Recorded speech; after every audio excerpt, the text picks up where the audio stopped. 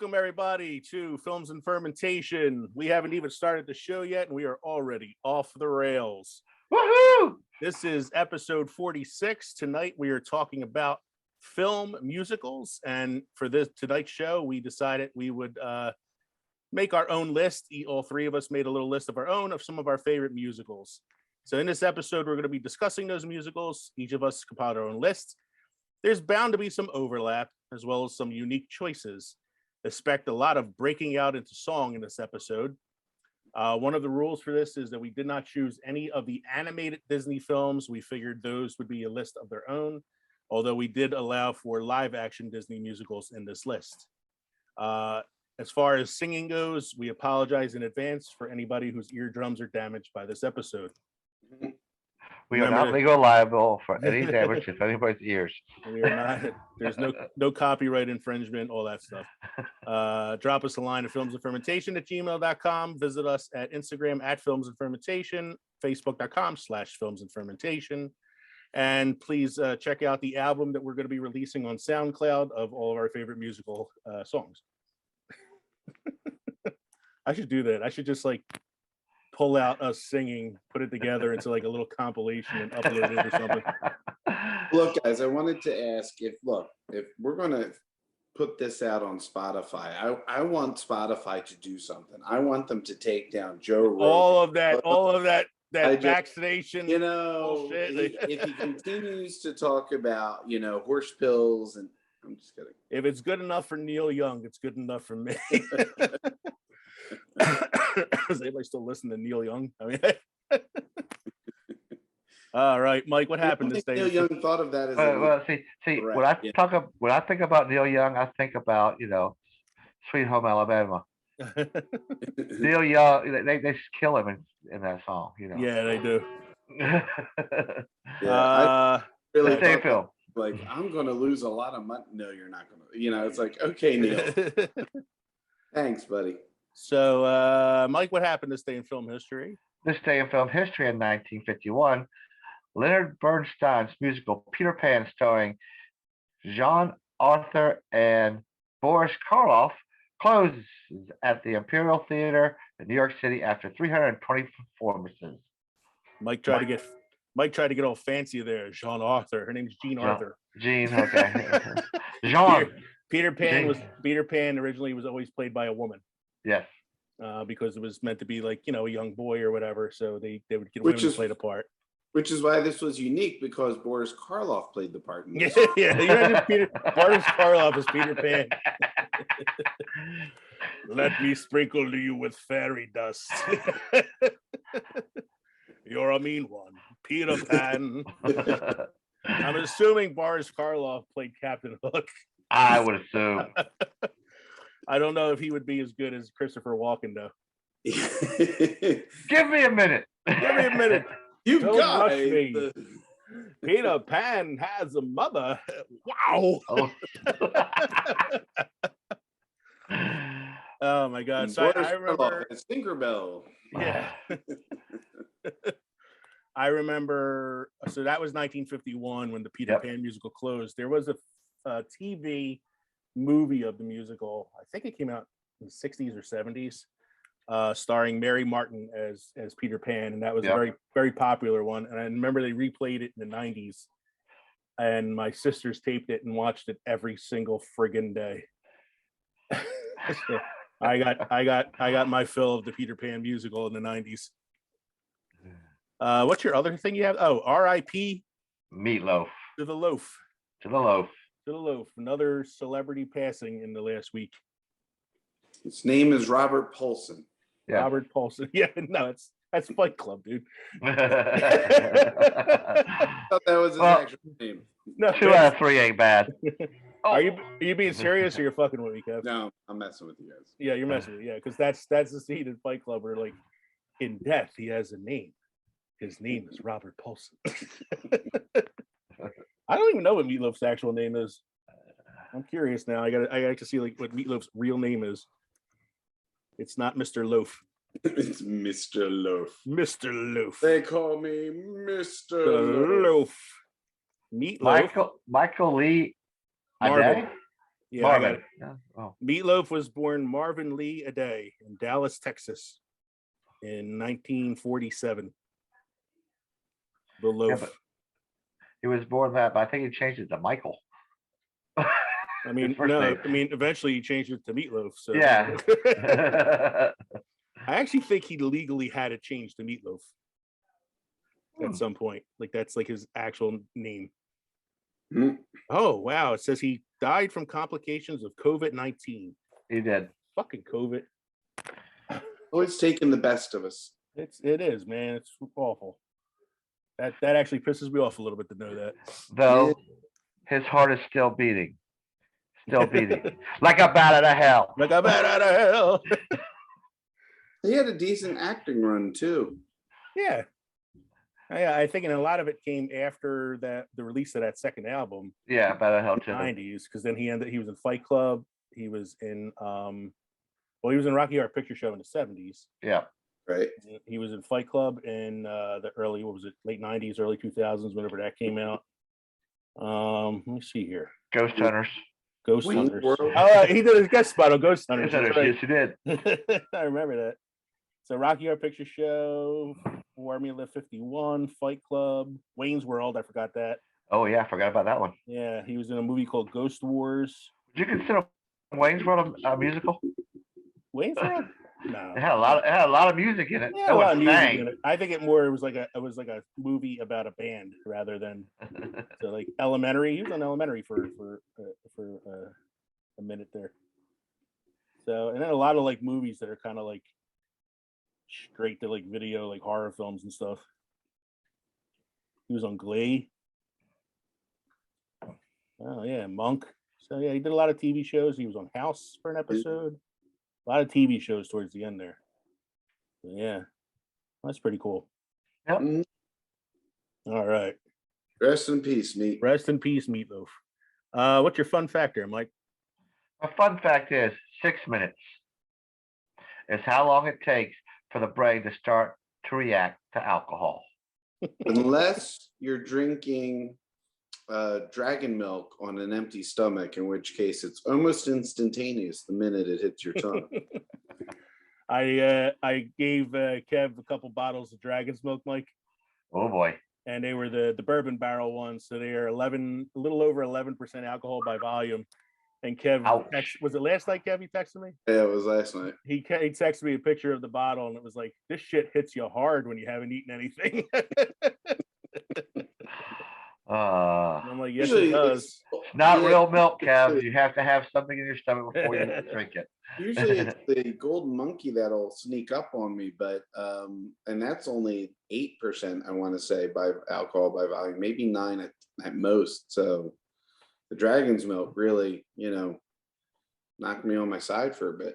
I like the Dragon's Milk. I could usually only drink about one though. Like Yeah. I drink like one and then I'm done. Yeah. And then I'll move on to something a little lighter. So last show, I was thinking about it. We were talking about the differences and similarities between the MCU and DCEU. And I realized something when I was editing the show, and I put the Avengers theme at the beginning and I put the Justice League theme at the end, that even their themes sound the same. Mm. Like it's a very, very similar score. Well, okay. And I'm guessing because most directors like to go with the composers that they know. And Avengers wasn't the first and second done by Joss Whedon. Yeah. Yeah. And then the Justice League was taken over by Joss Whedon. Started with Joss Whedon and then was handed over to Snyder. No, right? started with Zack Snyder and then was handed And then over. was handed to Joss Whedon. But then they Yeah. released the Snyder cut. Right. But wouldn't Whedon choose the composer, I guess, for the I don't know who would have been in charge of that. Probably the director or the producer. yeah. But Usually- I don't know who the composer is composers either. like- So might even be the same composer. You never know. That's probably, they usually have a style, Yeah. If you listen to James Horner, you can tell it's a James Horner. If you listen to John Williams, you can tell it's a John Williams. So. Yeah. You listen to a Danny Elfman, you can tell it's a Danny Elfman. Oh, good job. Yeah. So that was just something that I thought was. I'm sorry. Go ahead. That's just something I thought was weird when I was editing the show. I kind of noticed that. Yeah, I was starting to watch the original Men in Black the other day, just to kind of pass the time. I forgot that Danny Elfman did the music. Danny Elfman Elfman score. Hear in the very beginning, it's like, yep, that's him. Because when you listen to it at the very, very beginning, it almost sounds like the beginning of Beetlejuice. Yes, it's a very, very similar sound. Yeah, he did all the Tim Burton films, so it's it's just something I thought was interesting. I have a question for you guys. It's a little off topic. How did you guys like our Mandalorian episode in the middle of Boba Fett? Oh shit! I forgot to ask you about it. Did you watch it? So spoiler alert: some of us didn't get a chance to watch it yet. Oh, you gotta watch it, dude. It was the best episode of the season, and Boba Fett wasn't in it for 1 minute. Thanks. So. And I know that there were things popping up. I'm like, nope. I should have got that done when I came home today. Well, we're not spoiling too much. You had to know he was coming because they played his music at the end of the previous episode. Yeah. And you did see the certain scenes from Mos Espa, that kind of. And but there are a lot of other things that happen in it that we're not spoiling for you that are just kind of pretty cool things. So you got to check it out. Yeah, I will do that. Seeing how the Book of Boba Fett's kind of like just been telling the story of Boba Fett taking over Mos Espa and doing like his backstory and all that. Even though it feels like a Mandalorian episode, it works into the Boba Fett backstory. Yeah, gotcha. But it is weird because it was almost like the season 3 premiere in the middle of Boba Fett's first season. It was. But we're not going to ruin anything else for you. I'll wait for you to see the episode because there's some cool shit that happens in it. I'm sorry, guys. No, that's all right. I should have asked you at the beginning of the show. I forgot. I was watching Resident Evil last night. I had my whole lineup last night of not Resident Evil, Resident Alien. Oh, I haven't watched that yet, so you can spoil it for me. All right, but I haven't watched the first season of that yet. So came across that was premiering last night, and I was like, oh yeah. So I stayed up for that, and I passed on Boba Fett. So I'll go to that part then first there because I have TV recommendations. I really, really like season 1 of Resident Alien, and season 2 premiered last night, starring America's sweetheart Alan Tudyk. The man is a treasure, and I'm really looking forward to it. I might try to check it out tonight after the show. Season 2 of The Witcher with Henry Cavill. I just finished season 2. I just finished it in 2 days, and it was I liked it. I thought it was really good. Really good. I liked that it was a more linear storytelling device this season. I liked that there was like a monster a week kind of thing going on. Yeah, and some of it, yeah. And then I like the little inside joke about when Yesker's singing the song about The Witcher, and the guy's like, "Well, I didn't realize till like verse 4 that you were telling a story in different time periods." I said the same thing about season 1. It took me to episode 4 before I realized they were doing different time periods. And you have season 2 of Masters of the Universe Revelation. I have not watched any of that yet. I watched the first episode of season 1. I gotta kind of put that back on my list of like things to binge at some point. Yeah, I thought it was really good. Yeah. The thing I added on here was I was scrolling through Instagram the other day, and I follow a page called Cinephile Society, and they had a thing about upcoming biopics that are currently being produced. And I thought it was really interesting because some of the choices for some of these people I thought were really cool. So like the first one on here is they're doing a film about J. Robert Oppenheimer, who is behind the nuclear bomb, the atomic bomb, and Cillian Murphy has been slated to play Oppenheimer in the film. And I thought that's a kind of interesting choice. He kind of looks like him a little bit. He's a little bit younger than Oppenheimer, I think, was when he did that. They're going to make a biopic about Audrey Hepburn, my favorite actress of all time, the most beautiful woman who ever existed. And she's going to be played by Rooney Mara, who is best known as the girl with the dragon tattoo. Okay. Yeah, it works. But I mean, when she's not made up to look like the girl with the dragon tattoo, she's a very attractive woman. Right. So. That's what I'm saying. It works. I remember her. She was the the love interest in The Social Network, a very small part, but she does come off very, Hepburnish. They're going to do a biopic about Jim Jones, who was the guy behind the Jonestown Massacre, Yeah. where a bunch of people drank Drink the Kool-Aid. Drank the Don't Kool-Aid. drink the Kool-Aid. Jim Jones is going to be played by Leonardo DiCaprio. That's an odd choice. I think it's an interesting choice. It makes me wonder if it's a Scorsese film. Yeah. No kidding. You know, I mean, he can pull it off. I think he could pull it off. DiCaprio is one of the most talented actors out there, so I'm sure he could pull it off. Yeah. Biopic about Bob Dylan, starring Timothy Chalamet. Been done. Who's like the it, he's like the it kid at this point in Hollywood. He's in Didn't everything. they do that like 5-10 years ago? The one they did, Or- the one they did a while back was called, I can't remember what it was called, but it was like different actors playing Bob Dylan at different points in his life. Yeah. And I know at one point Kate Blanchett played him at one point in his life. She actually got nominated for it. Wasn't I think it's there called one with- This Is Me or something like that. Yeah. Yeah, and wasn't there one with Oscar Isaac? Is it his name Oscar Isaac? Oscar Isaac. He did a movie called Inside Llewellyn Davis, which is about a folk singer. And the character was kind of based on Bob Dylan. Okay. Yeah. All right. That looks interesting. This one I am like really jazzed about. It is the newest love of my life, Ana de Armas, from Knives Out and Blade Runner, and she was the latest Bond girl in No Time to Die. She is going to be playing Marilyn Monroe. Happy birthday, Mr. Leo. See if I can get that picture on there. Can I get Not that too picture well. up there? Yeah, it's All not I see showing is up too black well. and white. Yeah, I'm gonna have to send you guys the link for this. It's So I'll be interested to see how she does. She's well, been- they she's done have well in the picture I'm looking at here. She's already done up like Marilyn Monroe. Yeah. So it's like side by side with Marilyn Monroe, and I'm like, it's one of the most beautiful women alive today, playing one of the most beautiful women who ever lived. So kind of jazzed about that one. Yeah, I'm just, who was it? Michelle Williams, who did a Marilyn Monroe film. It and was she really, my week with Marilyn. yeah, she was really good. That was a good movie. A biopic about Gene Kelly, famous actor, dancer, and singer, played by Chris Evans. Oh, dude, now I gotta add one more to my list. Sorry. What's that? I just bring You thought a it was a lot of the musical? older ones. Okay, Singing in the Rain. I'm sorry. It's already on my list. it's on Mike's list. Okay. Yeah. It's on my list.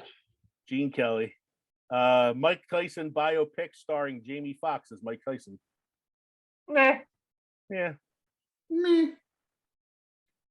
I don't know. We got another actor, dancer, singer, Fred Astaire. His biopic is going to be starring Tom Holland. He could do it. So I Yeah. like how the Gene Kelly and Fred Astaire biopics are being played by Captain America and Spider-Man. Yeah. Makes sense to me. I mean, if you saw, what was it, the lip sync battles? Yeah, He did He an can dance. He amazing really can job. of dance. that, Yeah. yeah. Yeah. I wonder how he could sing though, if he could, do that part of it. No. And the last one on this list is Danny Kaye. the Hulk Hogan biopic starring Chris Hemsworth. So you got Captain America and Spider-Man playing two of the greatest singers and dancers of all time, and Chris Hemsworth playing Hulk Hogan. As long Brother. as you never know Thor who's is the hard, Hulkster. I'm happy. Well, I'm looking at it, and they're showing a picture of what Hemsworth looks like after the workout he did to become Hulk Hogan.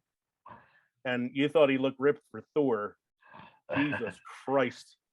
His arms barely fit in the picture. Yeah, he would have had to bulk up for Hulk Hogan. Yeah. He bulked up all right. Yeah. I'll send you guys the link for this. It's a cool little article. But I was most excited really about Ana de Armas as Marilyn Monroe. So Speaking of Hulk Hogan, yeah. and wrestlers, I went and picked up beer today for the night. I didn't pick this one for the night, but I picked up the 4-pack. I actually saw it. I've got a 4-pack of Stone Cold Steve Austin, Broken Skull, You got IPA. the broken skull IPA Yes. that he's always drinking on his podcast. Yep. Said I gotta try it. Yeah, there you go. I mean, I'm not an IPA guy, but I would try it because it's, Steve Austin. Yep. All right. Well, what are you actually drinking tonight, Mike? Tonight I went with something in honor of Hamilton. Okay. I am drinking a Yards Jefferson's Golden Ale. Oh, that's a good pull there, man. I didn't That think is of a that. very good call. I like the tie-in. Yeah, I forgot about the Jefferson ones that they have at Yards. Jefferson, they have Jefferson, Washington, and Ben Franklin. Yeah, that's a good one. Mm-hmm. Kat, what do you got going on? I am drinking tonight the Big Breakfast, which is a. So you had the French toast the other day. What's this? The bacon and the toast? This is well. First of all, it's coffee maple porter, and it's done at Glasstown Brewing Company, which is in Millville, New Jersey. Haven't been, but I'll be more than happy to give it a go. All right, that one has coffee, syrup, maple syrup, French toast, scrambled eggs, and bacon in it. That's right, and scrapple. And scrapple. No grits? I would drink a scrapple beer. Yeah. I drank a corned beef beer. Yes, I you tried it. Corned beef drinking motherfucker. So I am going to be making my drink live this evening. Ooh. So I got my shaker full of ice, and I also did a drink that is inspired by Hamilton. It's called the Aaron Burr Manhattan. Is there peanut butter in it? No. Aaron Burr. Aaron Burr. Aaron Burr. You take a double shot of whiskey. So I'm using Jesse James American Outlaw whiskey. I'm gonna pour that in my shot glass here. And I'm gonna add my double shot to my shaker. Oh, what the hell? Let's put a little bit more in there. Well, why not? So it's a double shot of whiskey. Plus or minus. Plus or minus a shot of vermouth.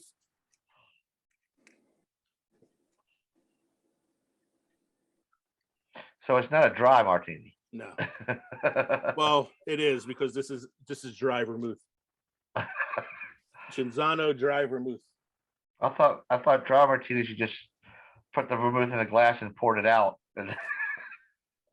And for to top it off, we have some Angostura orange bitters. And we do a couple sprouts of that.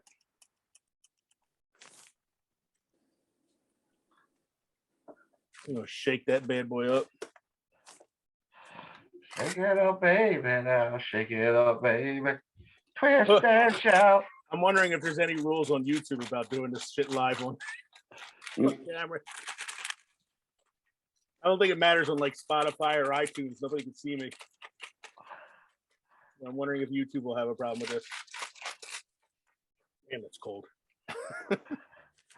Well, we've been showing beers for what? How long on camera? Well, I haven't made a drink live on the show before, so. And we're gonna pour it into our martini glass.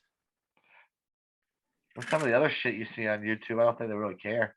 Katie was worried about this because I used her very fancy cobalt blue Manhattan glass, and she's like, "Please be careful with it." It smells nice.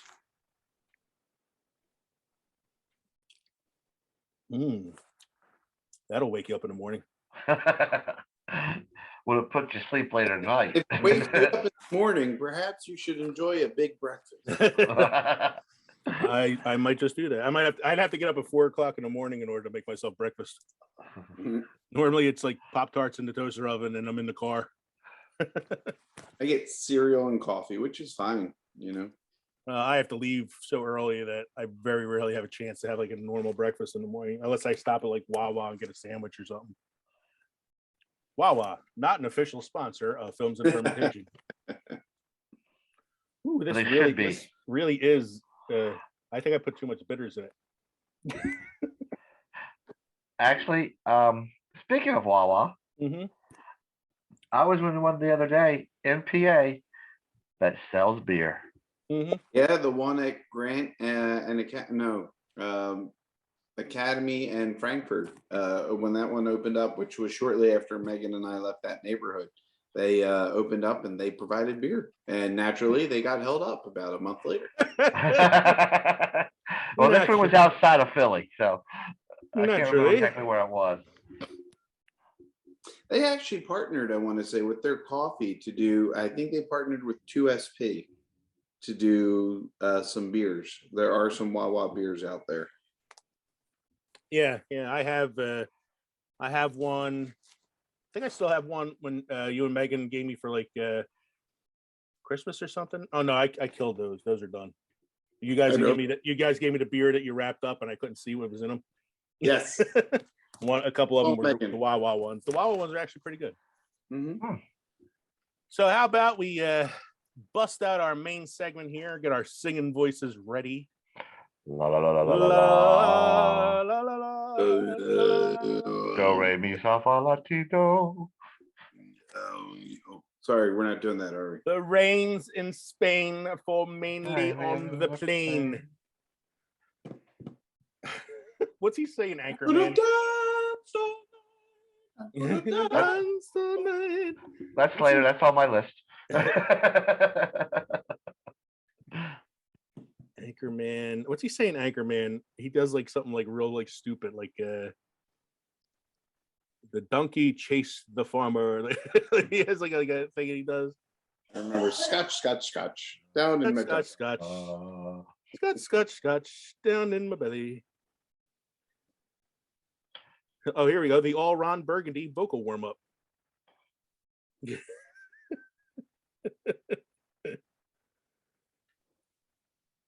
I saw Susie sitting in a shoe shine shop. Where she sits, she shines, and where she shines, she shits. Go get your shine box. I think Kevin went to go get a shine box. Oh, he saw 5 lights. There were 4 lights. There are 4 lights. Actually, better lighting this way. So yes. He's got his blue screen behind him. I slit a sheet I slit, upon a slitted sheet I sit. Bless you. Yes. All right. So I'm gonna go first because I have a little like personal attachment to the first musical on my list. So my all-time favorite musical started as a Broadway musical in the 50s and then became a Hollywood film musical in the 60s. Was nominated for Best Picture and Best Actor, Robert Preston. The film is The Music Man. He lost that year to Gregory Peck for To Kill a Mockingbird, which I think is a whoa. You're right there, Kev. The video has gone off the rails. So this is my all-time favorite musical. It's a simple musical. It's about a con man who comes to a little town, trying to convince people that he's a music teacher, sells them uniforms and instruments. He knows nothing about music. It's all about collecting the money and then skipping out on town. Do something like this with monorail. Yeah, they did the monorail thing in Simpsons. Was based on The Music Man. And he falls in love with the local librarian and decides to stay and face the consequences at the end. But it's got some really fun songs in it. And I have a personal attachment to it because it's the first play that I did in high school. And I was in The Music Man. I played the villain in the play and was the understudy to the lead. And one night the lead couldn't show up and I got to play the lead for a night. So I was The Music Man. And it's kind of like where my love of musicals started. Okay. So that's my personal attachment there. 76 trombones led the parade. 110 cornets right behind. All by rows and rows of the finest virtuosos. I love that musical. Cagney that did that? It was Robert Preston was the guy that played Harold Hill, the Music Man. Oh, I'm thinking of something else with Jimmy Cagney. Jimmy Cagney did Yankee Doodle Dandy. Oh, that's it. I'm a Yankee Doodle Dandy. Yankee Doodle Do or Die. Which is not on any of our lists. No, it is not. And that's considered a classic. But I really like the Music Man. It's definitely my favorite of all time. Kev, what's first on your list there? First on my list is Moulin Rouge. I liked it. I thought it was enjoyable, and I understand a lot of people did not. Yes. Quite a few people are not Baz Luhrmann fans, and okay, I can respect it. That's me. I'm not much of a Baz Luhrmann fan. But I did like the way the music was compiled. There is one original song. It has since gone from movie to musical. It's in New York now. But they did a lot of medleys, compilations of medleys and stuff. So there's some Elton John in there, there's some U2 in there, there's some David Bowie in there, and it's interesting. It takes place in like the late 1800, early 1900 France. Somebody who goes to Paris to become a writer and write about love, which is not something he's experienced before. And he falls in love with a courtesan, a performer, a woman who, for all intents and purposes, is selling herself, to the highest bidder. It's just a very interesting story. And there's a story within the story, kind of like, that mirror effect thing. So I remember, I only seen it once, really, because, like I said, I'm not a big Baz Luhrmann guy. But all I remember thinking after watching it is, "Wow, Ewan McGregor can sing." Yep. And secondly, I hate that friggin' cover of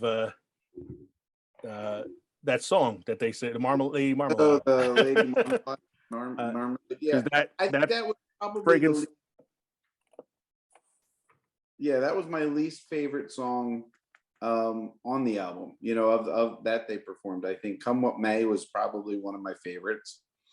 I just like the compilations that they did, the medleys that they did. I think the problem with the Lady Marmalade is this, it was so overplayed on the radio. Yeah. When the film came out. Yeah. Now, the first one on Mike's list is one of my favorites of all time. I left it off my list, but I do really love this musical. I mean, it's a classic. It's on at least once a year. It's The Wizard of Oz. It's The Wizard of Oz, and I feel like it's somewhere for Mike. Rainbow. That's right. When I'm driving around, just driving around, I'm constantly listening. If they only had a brain. My favorite song in the musical is the "If I Were King of the Forest," and I only love that song just because of the one line in it. How does the muskrat guard his musk? With courage. Talk about a movie that's like, it's a great movie. It's a classic. It holds up today, even though it came out in 1939. It's still like a movie that stands. But man, that's a movie that had a lot of turmoil. Oh yeah, behind the scenes. Yeah. The original actor who was going to play the Tin Man, Buddy Epson, got lead poisoning from the face paint that they used. Yep. And almost died from it. Fortunately, he lived because he went on to become Jed Clampett on the Beverly Hillbillies.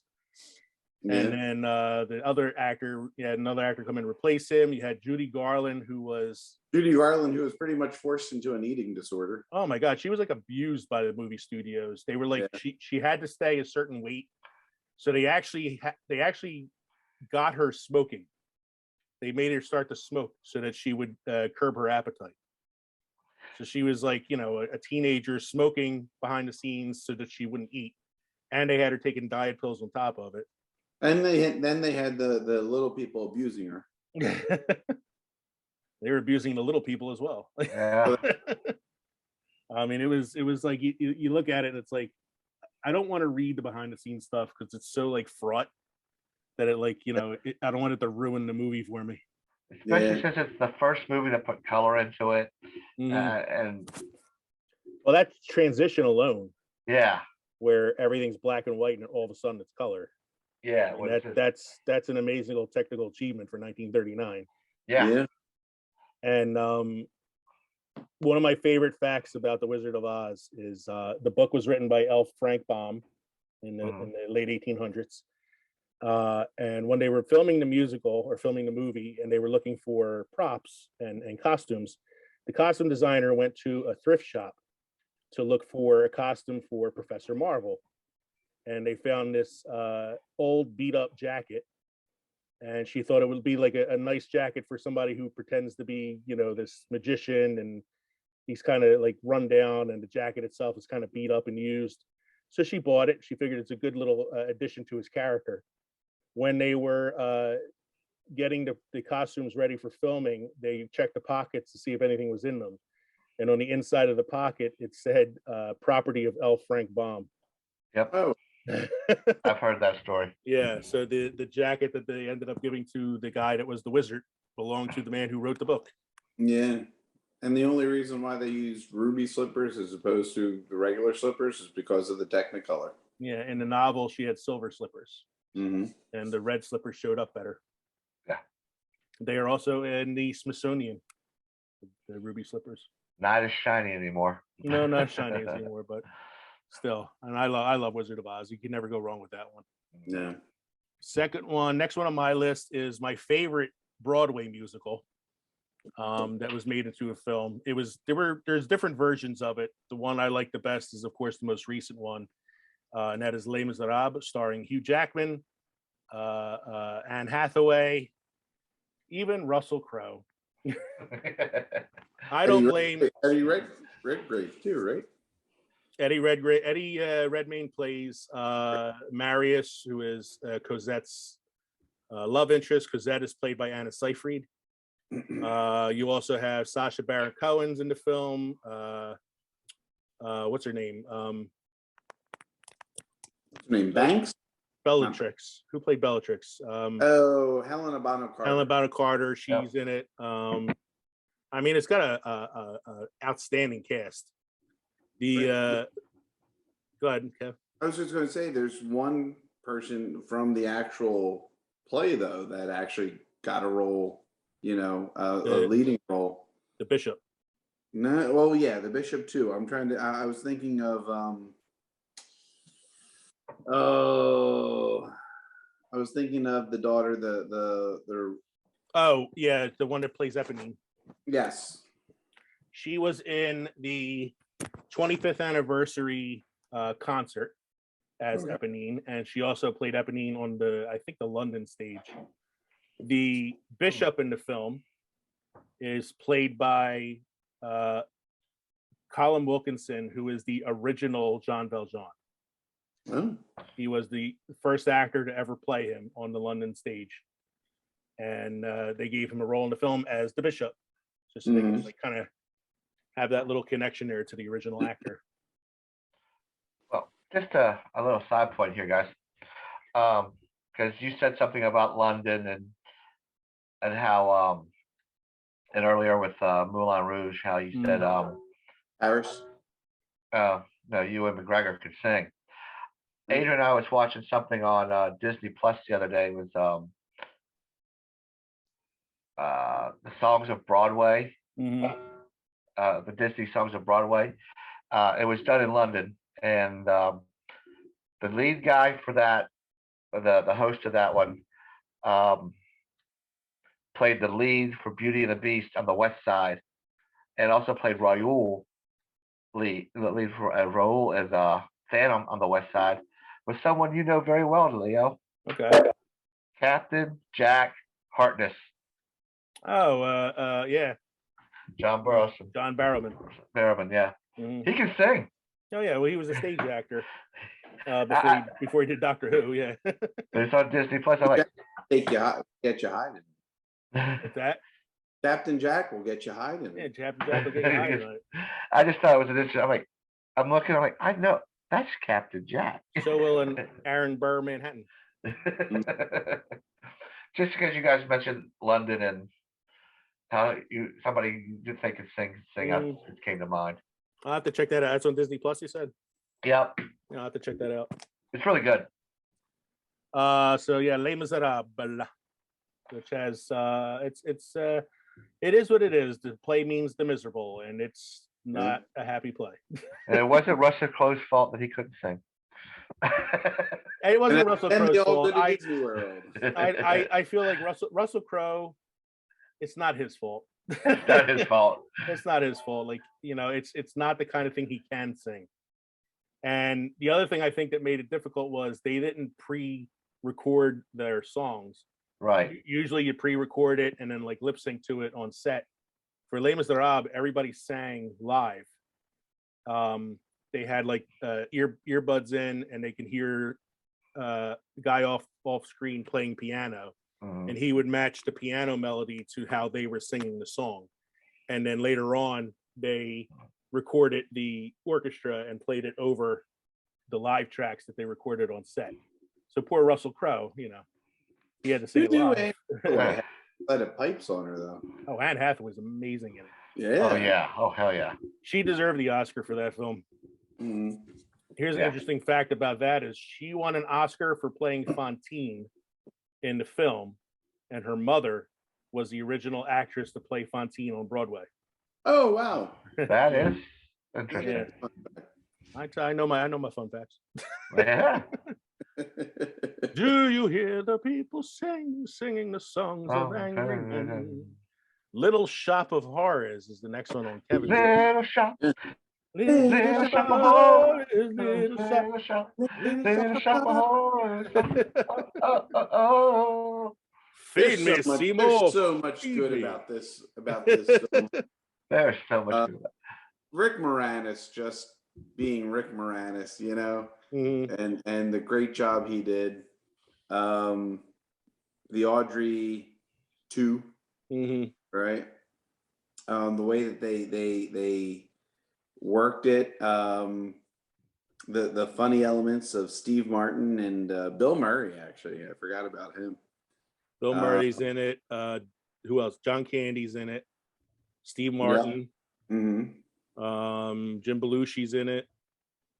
I'm trying to see if they have the name of who did the voice of Audrey. Well, here's something I don't know if you guys know about Little Shop of Horrors. It was the lyrics were all done by Howard Ashman, which was someone who did like all the major Disney musicals. Oh wow! Him and Alan Menken did all those. Yep. The voice of Audrey 2 was Levi Stubbs. Oh, actually, the music was for Little Shop of Horrors was Alan Menken too. And the ending wasn't the original ending. No. Hearing that. So I think it ends with the white picket fence in the house, and they had he gets the girl. Yeah.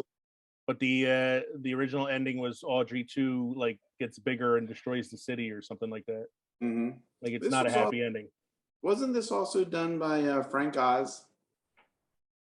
Like as director or director? Yeah, Frank Oz was the director of it. Frank Oz was the director. Howard Ashman was the writer. Yeah. Based on the musical play Little Shop of Horrors by Howard Ashman.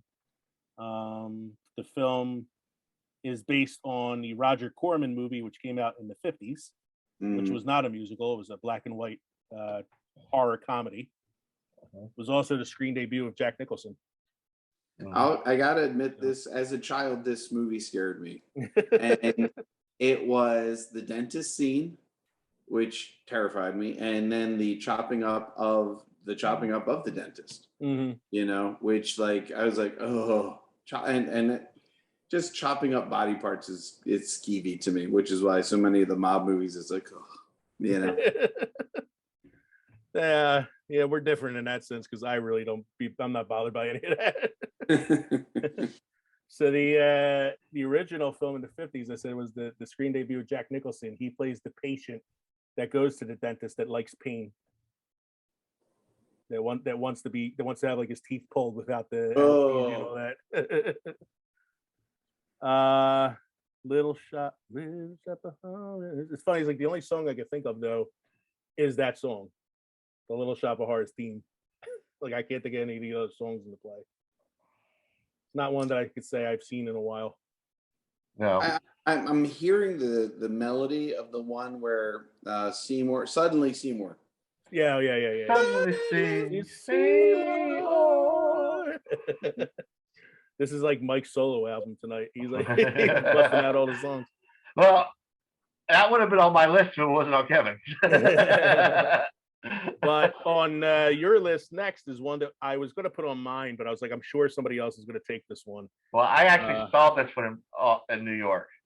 I have. I went up, and we had like front row seats, so we could look down the orchestra pit. So it was awesome. And Phantom of the Opera. Yeah, Phantom of the Opera. So it's the first musical I ever saw on Broadway. Mm-hmm. I saw it twice on Broadway. I saw it twice in Philly. At least I've seen it at least 4 or 5 times. Yeah. Probably with like 4 different women, including my wife. And then I saw the movie, and I'm like, well, the movie was okay. I don't think the movie's great. No, I thought it did the play justice, though. It did. It didn't take away from the play. It wasn't like they tried to change anything. Mm-hmm. They just kind of did it on a bigger scale. I just wasn't too sold on Gerard Butler as the Phantom. I wasn't sold on Joel Schumacher putting nipples on the Phantom's costume. Well, that's his trademark. All told, this is one of the better Joel Schumacher films. True. Emma Rosen Rosen did a phenomenal job. I liked Emmy Rossum as Christine. I thought she was really, really good. I liked the girl that played her friend. I don't remember the character's name, the little blonde girl. She was good. I loved Minnie Driver as the opera diva. Yeah. I thought she was great.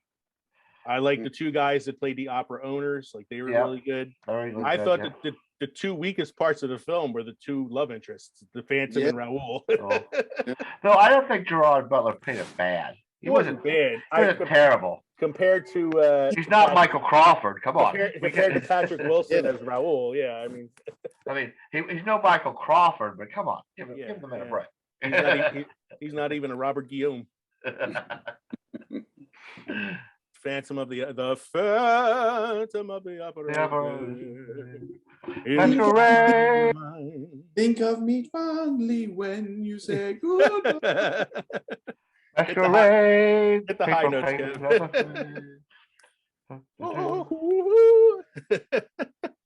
What's the song? I'm trying to think. Oh shit! Oh, Music of the Night. That's the one I like. From it's over now. The music of the night. Down once more to the. I just got a message from Zoom. It said, "Please stop." I remember seeing it in '92. My parents took us to see it when it came to Philadelphia because they had seen it in New York and they just loved it. And we went to see it and I loved it too. And I got the soundtrack and I listened to it. Mm-hmm. And then I, like you, Leo, had gone several times following to watch it. And they had started to change the music. They had started to change the routine. And I was like,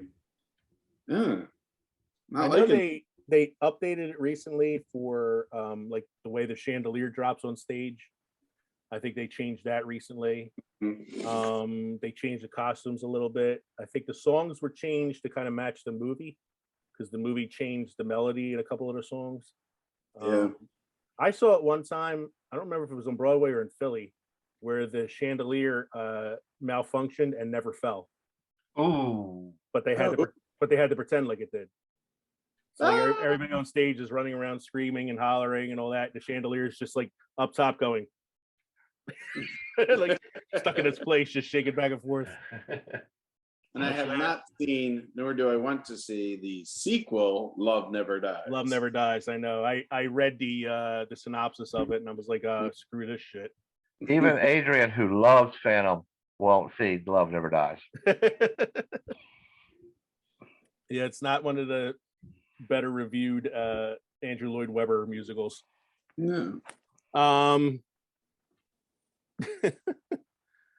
West Side Story is my next favorite one that I have on here, and I'm talking about the original, and only because I have not seen the new one yet. For all I know, the new one's good. I mean, I just haven't seen it. So. You're not talking about that clip I sent you with the wrestlers doing the Royal Rumble thing? The wrestlers doing the Royal Rumble. That's not the one you're talking about? Yeah, that one was a little disturbing because Chris Benoit was in the video. Yeah. I know. But no, I'm talking about the original West Side Story, which was the Oscar winner for Best Picture, Best Supporting Actress Rita Moreno for Anita, Best Supporting Actor George Chakiros, who played Bernardo, and just an amazing movie. Beautiful colors, beautiful cinematography. The set pieces are awesome. The dances are great. The songs are classic. And, Beautiful Natalie Wood. Beautiful Natalie Woods, who doesn't sing her songs. She's got a voice double. Oh, she had a voice double. Yeah, she had a voice double, and she's the only one in the film with a voice double. Everybody else sang their songs. It's my dad's all-time favorite musical. Mm-hmm. He loves it. I bought him. They had like a 50th anniversary one time. It was like a gold-plated DVD that I bought him for it. Just great fucking musical. Was that William Shatner as the leader of the Jets? No. You're not being serious, right? Can't tell you're being serious tonight. I think it's the Manhattan. Now the guy that played that's Riff, the best friend, the leader of the Jets. The guy that played him was an actor who was pretty known for like being in musicals and stuff. I think he was a like that kind of actor. Natalie Wood, Richard Beamer was Tony. Russ Tamblyn, that's the guy's name. He was the actor who played Riff. Still alive. Wow. I did not think too many people from that movie were still alive. Yeah, he was in Seven Brides for Seven Brothers. He was recently in The Haunting of Hill House on Netflix. Oh, was he? He was Dr. Montague, it says. I know I've watched it. I just can't. I'm about to watch it again to see if I recognize him. Yeah. That's funny. Yeah, I didn't realize he was still alive. Wow. I think he was nominated for West Side Story. No, he wasn't. Okay. Tonight, I'm drinking whiskey tonight. All right. What we got next here? Hugh Jackman. Kevin's list, The Greatest Showman. The Greatest Showman, Hugh Jackman. The true story about what kind of humanitarian J.T. Barnum really was. J.T. Barnum really was. Okay, so it may have only been inspired by a true story. Yes. I think inspired is being generous. Fabricated from a true story. Characters are based on real people. Yeah. The names are the same. All events and historical instances were changed to protect the innocent. Are similar. Mm-hmm. I'm going to allow Kevin to talk now as we instead of continuing to shit all over his musical choice. No, it was actually a good movie. I enjoyed it. It was a good movie. The music was done. The music in it was done really well. Hugh Jackman's, from Les Mis, he sung pretty well. Michelle Williams did a little bit of singing. I don't recall her having much, maybe a little bit in the beginning and towards the end. But Zendaya. Yeah. She does sing, doesn't she? Is she like, yeah? She was like a Disney pop star before becoming, an adult actress. Yeah. Okay. One who was played, she played Jenny Lind, and she's in the new Dune movie. Rebecca Ferguson. Mm-hmm. She plays Paul's mother in the Dune song, but she had a voice double. Mm. But yeah, no, the other actors and actresses, the performance by Keela Settle, Who played the bearded woman? Mhm. Phenomenal. Oh, that song. Phenomenal job. She was performed. fun. She performed that live at the Oscars. Yep. Yeah. Yeah, I would say like it's definitely not historically accurate. No. It does play kind of loose with the life of P.T. Barnum, but it Mhm. is an entertaining musical, and it does have a very like singable soundtrack. It's got a very catchy soundtrack. I had Catchy soundtrack, coworker, definitely. he played it every morning coming into work, and it's like, okay, I guess I gotta watch this. I've reached that point where my drink is making me hiccup. Oop. I've reached that point where my bladder's telling me it's time to go. So, Your bladder. excuse me. Yeah, my bladder. Excuse me. You wanna take a break? Yeah, real quick. All right. I'm the greatest showman. What do you got there? It's the second one. It is a Barena. It's from that mystery 12-pack that I bought. Okay, cool. Yeah. And it is cerveza. Unless it's a Mexican style beer. Mexican style. Oh. Yep, that's going to be the next one. I'm sticking with the gold nail. Honduras. It's from Honduras. Honduras. I don't think I should be mixing anything, considering I still have more mix in my mixer. You'd be proud of me, Mike. I got a mystery pack of beer, and they were beers from all over the world, but they all were beer, regular beer. Nothing caramel, nothing oatmeal, nothing. They were just beer, you know. Only that stuff is made in America.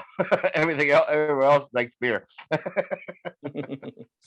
Well, he had a couple German ones in there.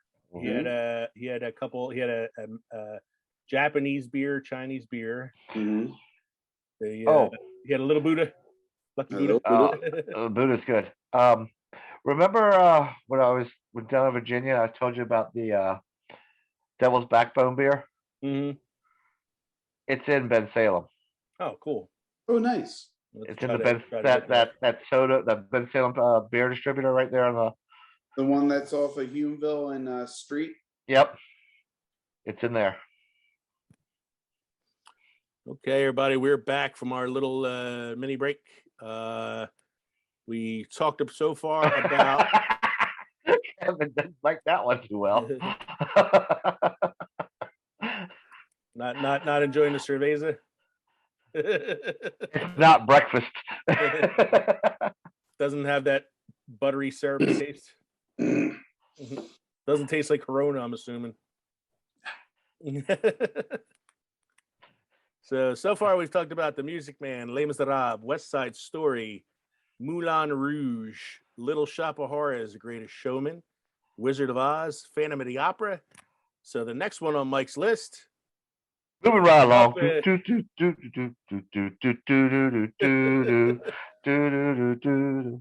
Muppet Movie. Moving right along. You can probably put like every Muppet movie down on this list. Aren't they all musicals? Yeah, they all are. But this one has the song. Yeah, this one has Rainbow Connection. Rainbow Connection, yep.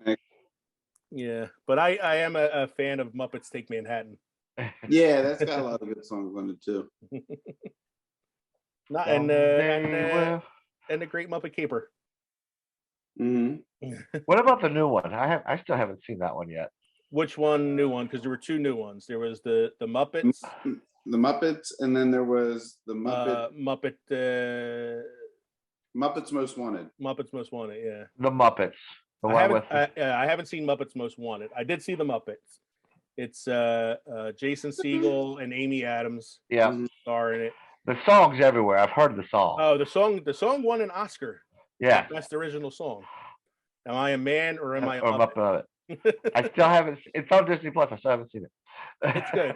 It's pretty funny. It's Jason Segel and his brother Walter.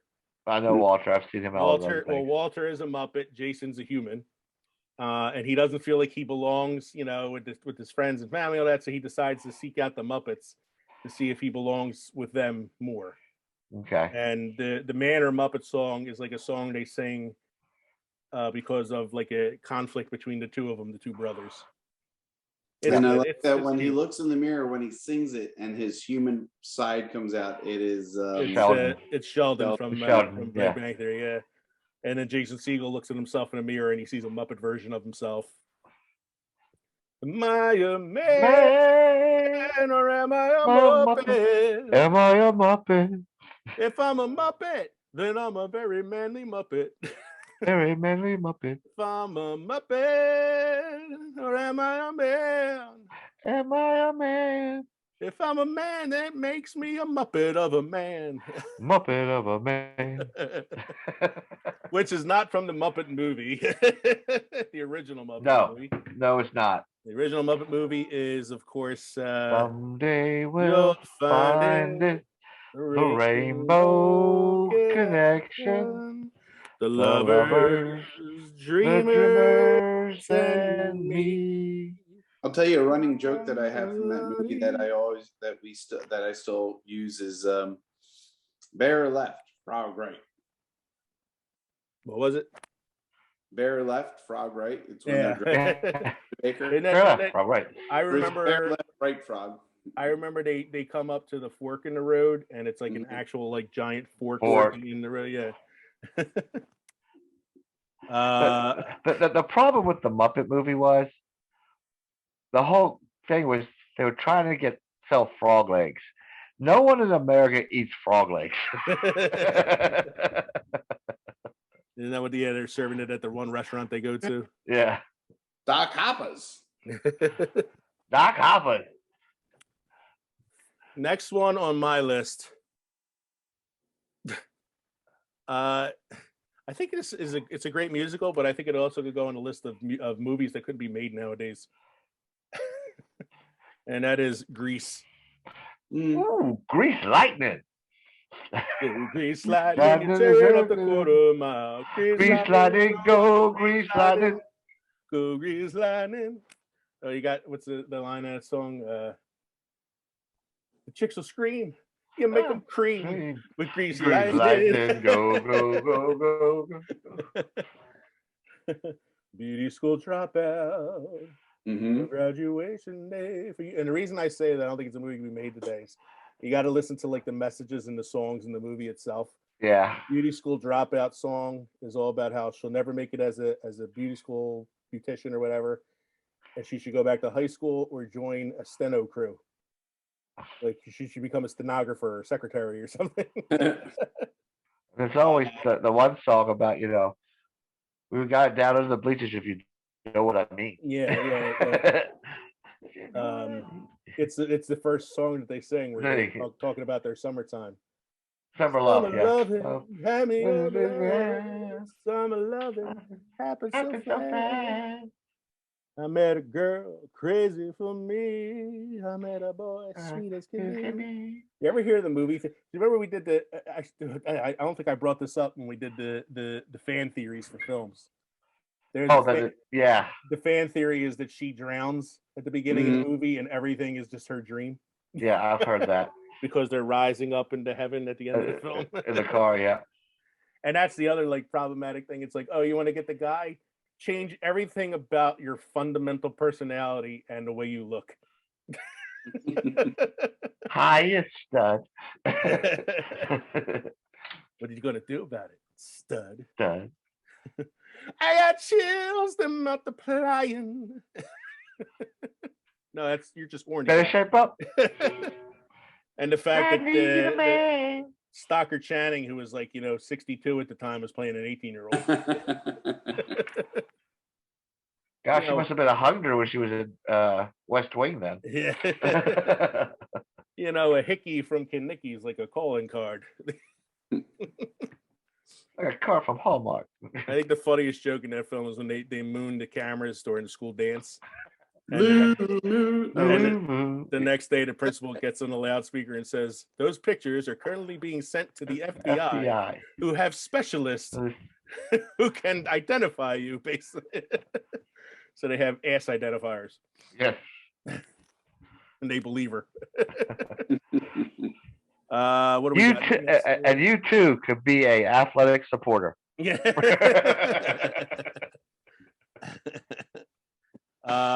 Next one we got on the list here is the Rocky Horror Picture Show, Rocky Horror Picture Show. known as the original Midnight Movie. Yeah. Let's do the time warp again. A very interesting movie, bizarre movie. You may need to be drunk or tripping to really appreciate it. Either that but or you have to be one of those people who like to go to the midnight movies and act out the movie like which they I do. would attend. I don't know if I dress up, but I would. I've attend. done it. I've been to the midnight. I've done it too. There's the man with no neck. Where's his fucking neck?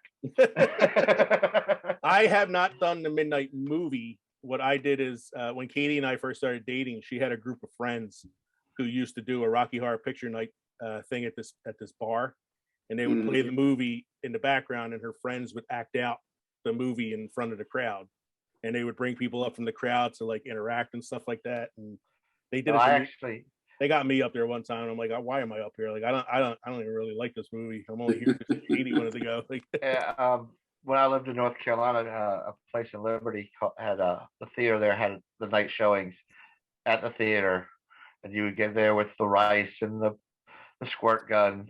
Yeah, and what was it, like toilet paper they throw at one point, and there's a line coming from the Frankenstein place. I do love the performance by Tim Curry in the film. Oh my God. I was going to say this was a good starting point for many of the actors and actresses, you know. It was. And well, the guy that plays Riff, is the writer of the play that it's based on. He wrote the musical. Yeah. The stage musical that it's based on. Yeah, and plays the role in both the stage and the film. It's one of those things like, you know how old you are by which Tim Curry movie comes to your mind first. Like, you know, I always think about Clue. That's my favorite Tim Curry film. But I know a lot of people would probably say Rocky Horror Picture Show or... That's because he's a sweet transvestite.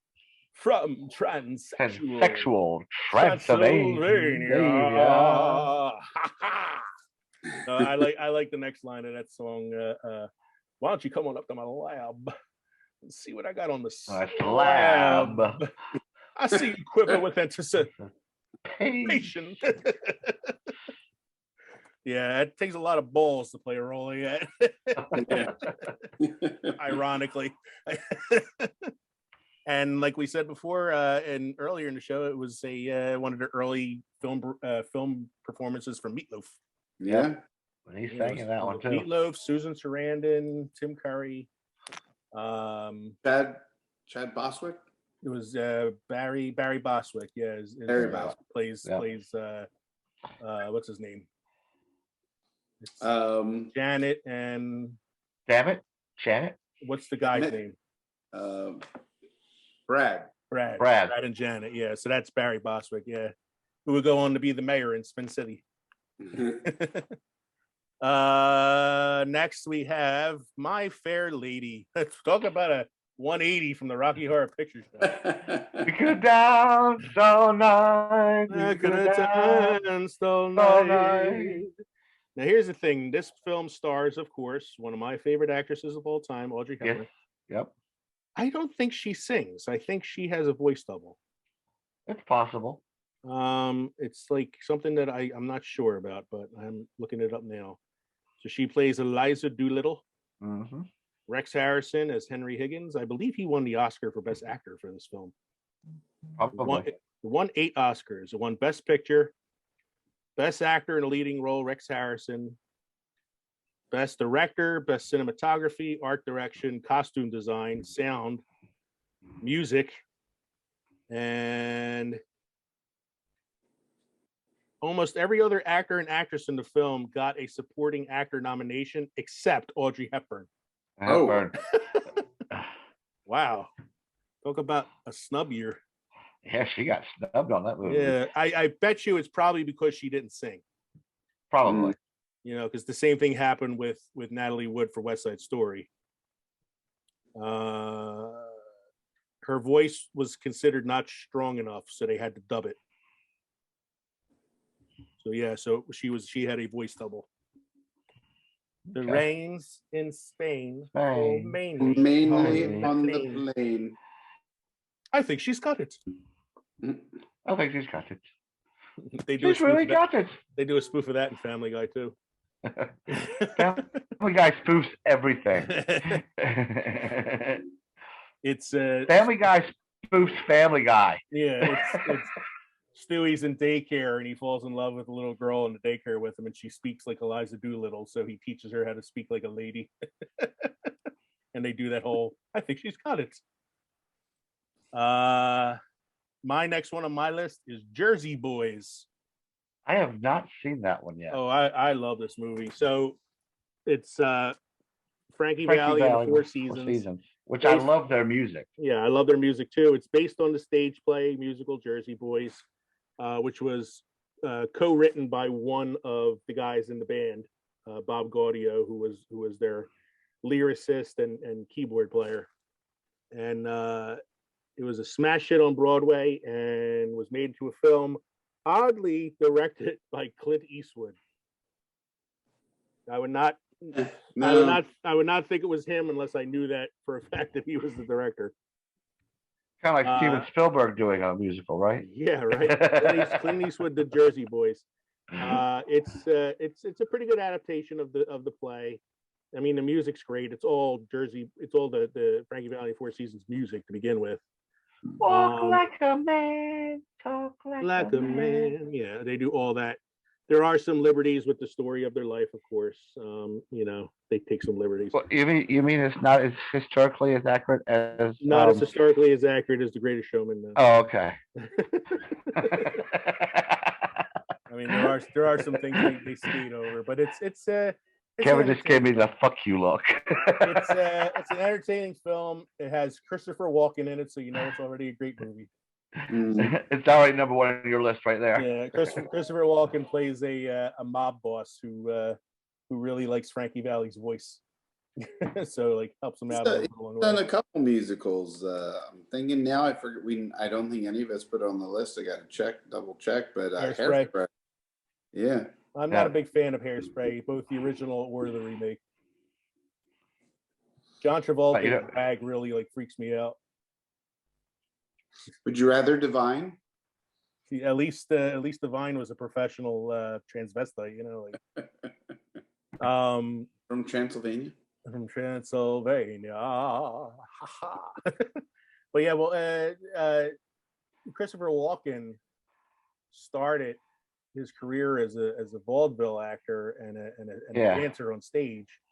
Like he basically started his career as a dancer, and so in almost all of his movies, he finds a way to include dancing somehow.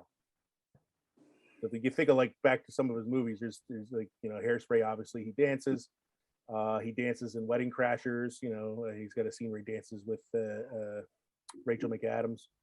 So I mean, like, he always tries to include something like that in all of his films. Does he dance in A Prophecy? He does. Probably.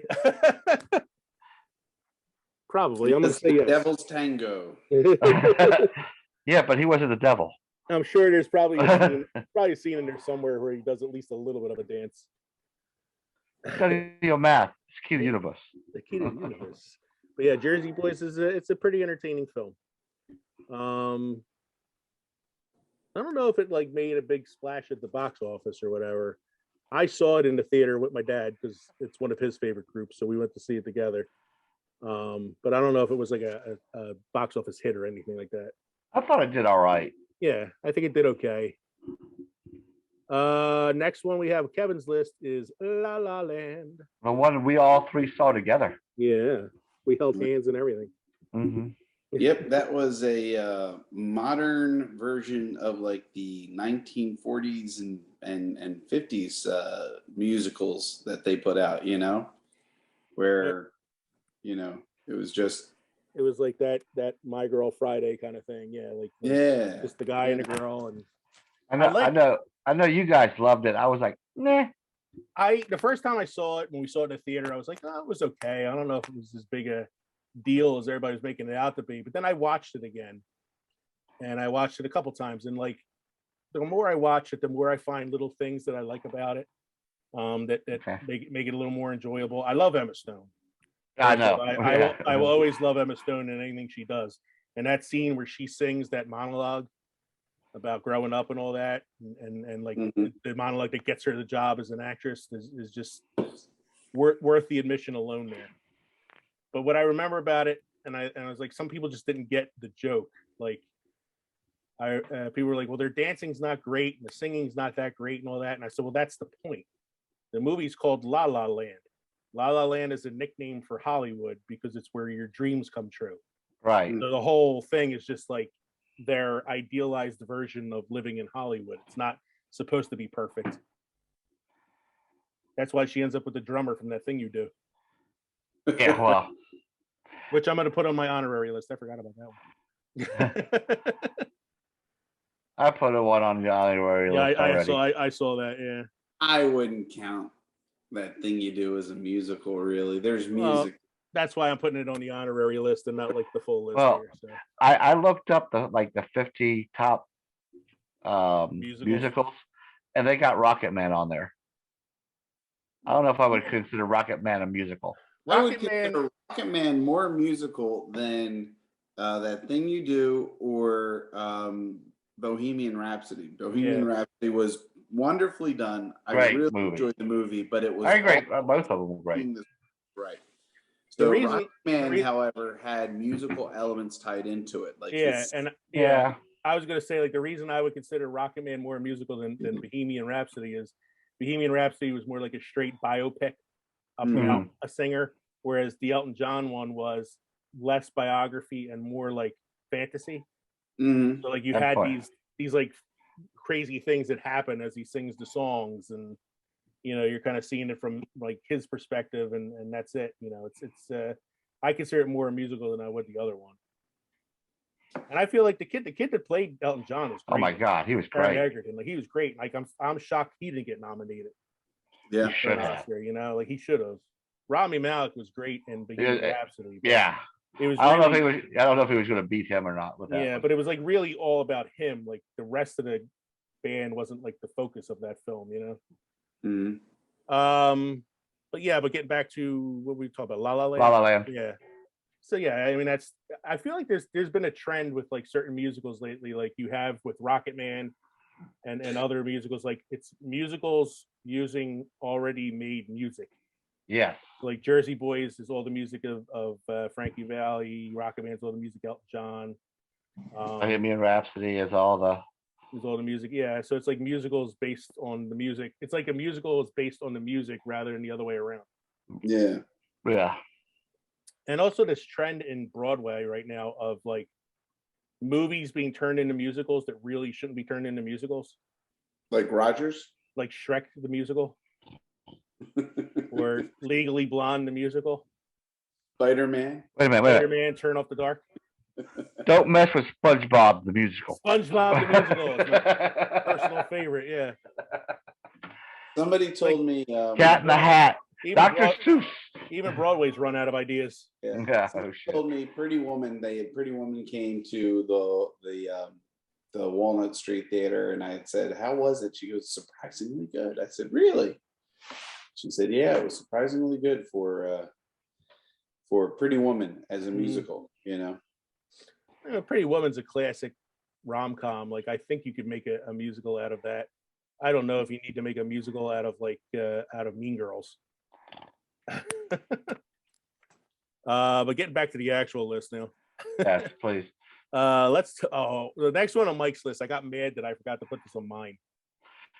That's because I'm on a mission from God. Yeah, but when you think about it, like even though it's a musical where they're using music from other people or famous songs, the singers were there singing it though. But that's the thing. It's a musical because they break out into song, and sing in like actual like environments as opposed to like singing on stage or anything like that. Mm-hmm.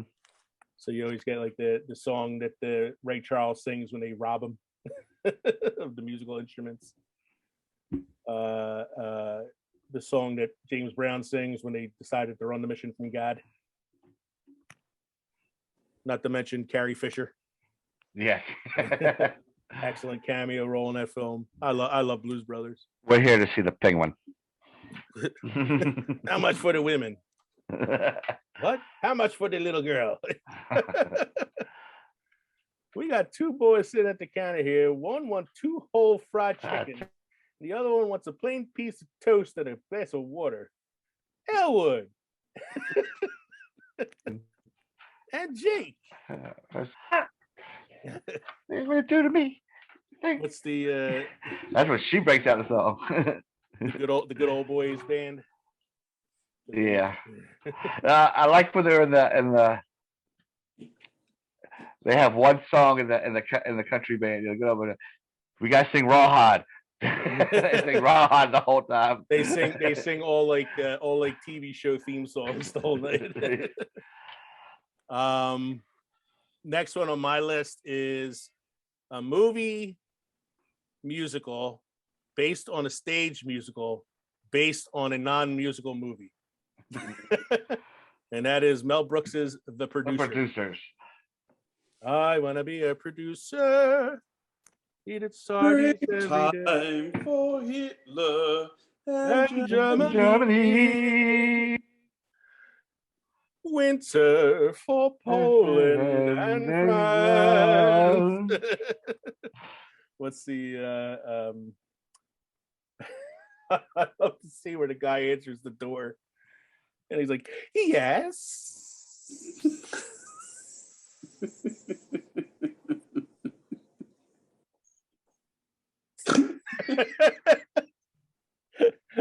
I am Common Gia, Roger Dupree's common law assistant. And of course, he always has his Oedipal jokes in his film. So the big one in this one is Oedipus won't bomb if he ends up with mom.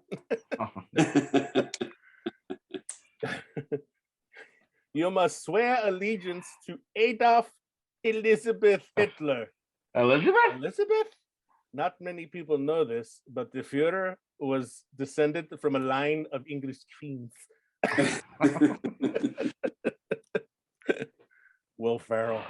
So yeah, the original movie was Gene Wilder and Zero Mostel. Was Mel Brooks' only Oscar. He won the Oscar for Best Original Screenplay for the original producer's film. And then many years later decided to turn it into a musical on Broadway, which was a super hit. Won a number of Tony Awards for Matthew Broderick and Nathan Lane, who then went on to do the film version. Yeah. I love the stuff with Uma Thurman too. Oh yeah. What is your schedule like in the morning? First, I wake up and exercise. Then I have a nice, sweetest breakfast at 10. Then at 11, I have sex. What time should I come? 11. Who will come at 11? She's gonna come at 11.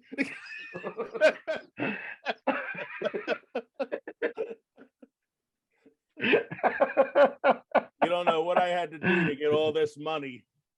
I know you had to stoop every little old lady in New York. Such a Mel Brooks thing, man. The director ends up becoming the guy playing Hitler on stage. And of course, the joke of it is they're trying to put together the worst musical possible so they can steal the money and ride off into the sunset rich. And the musical ends up becoming a hit. And now they owe money that they can never pay back. God, I love it. I have to watch that again soon. Willy Wonka and the Chocolate Factory, next one on Kevin's list. Keeping with Gene Wilder. A movie that was never meant to be a musical. No. Which one? The original Gene Wilder. Yeah. Like, the one with Johnny Depp really wasn't a musical other than the Oompa Loompas singing. The original one was musical. And that one's Charlie and the Chocolate Factory. This was Willy Wonka and the Chocolate Factory, letting you know whose damn chocolate factory it really was. One of the many reasons that the author Roald Dahl hated the movie. Oh, musical. Family Guy spoofed this too. Yeah, well, he hated that they changed the name to Willy Wonka and Chocolate Factory because the story was really supposed to be about Charlie. Yeah. Mhm. He hated the fact that it was a musical. He didn't like that they cast Gene Wilder in the role. He didn't like the Oompa Loompa songs. He hated everything about the movie so much so that he refused to sell the rights to the sequel story, Charlie and the Glass Elevator. Later. Oh, Yeah. As for the rest of the world, everybody else seemed to like it. yeah. Yeah. I mean, it's beloved, you know. It's a world of pure imagination. Abbreviation. Oh. Yes, that's the Family Guy spoof. Take a drink and you'll sink to a world of pure inebriation. That should be our open. Yeah, that should be the opening song. Films and Fermentation. I'm gonna break that down so I forget. But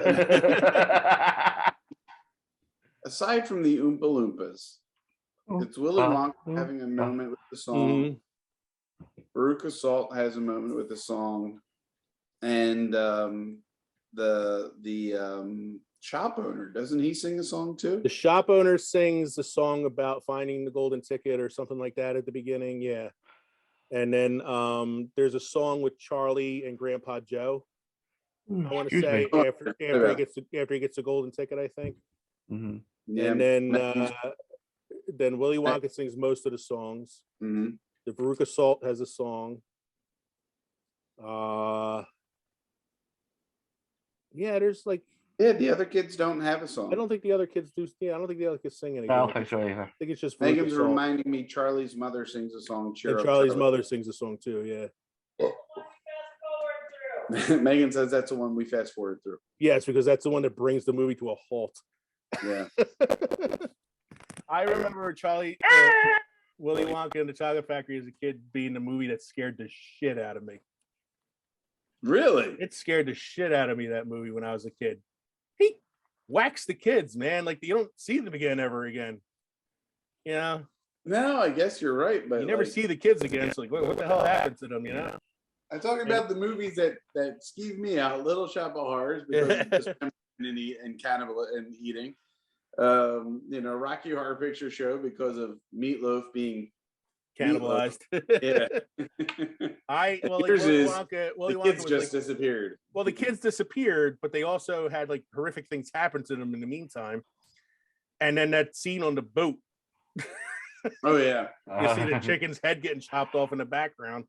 There's no earthly way of knowing exactly where we're going. Oh God. Get chills just now thinking about it.